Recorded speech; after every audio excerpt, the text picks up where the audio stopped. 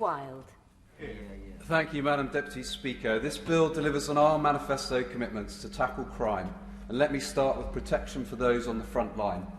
The new police covenant will bring increased focus to the issues of physical protection, health and support for the families of officers. I know from my time in the Ministry of Defence the galvanising effect that the reporting duty in this bill will bring, as it did when it was introduced for the Armed Forces Covenant.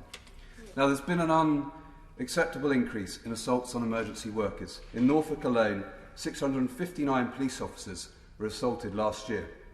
So doubling the sentence for such attacks will better reflect the risk that the police, firefighters, paramedics, prison workers and others face.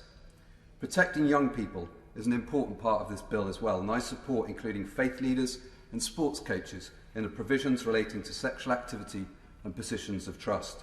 And extending the offence of arranging a child sex crime will close a gap in criminal law.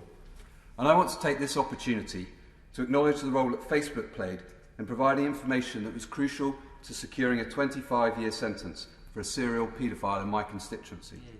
However, when the National Crime Agency and senior police officers are warning that Facebook's plans for encryption risk serious child abuse offenders going undetected, I urge it to rethink.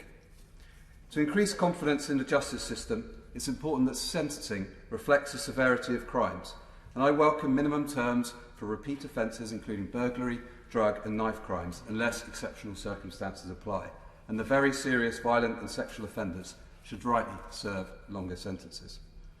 Now, there's been much focus on the clauses relating to public order, and rightly so when the right to protest is an essential part of our democracy.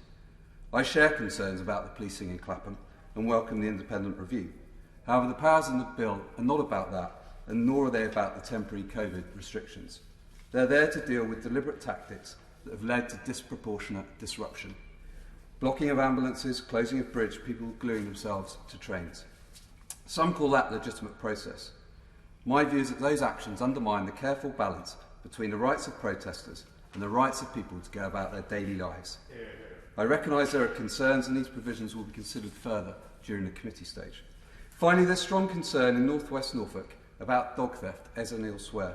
Pets are part of our families, and the emotional hurt the loss of a pet can cause is immense, and I hope that during the passage of the bill, the government will bring forward specific measures to increase penalties for this crime.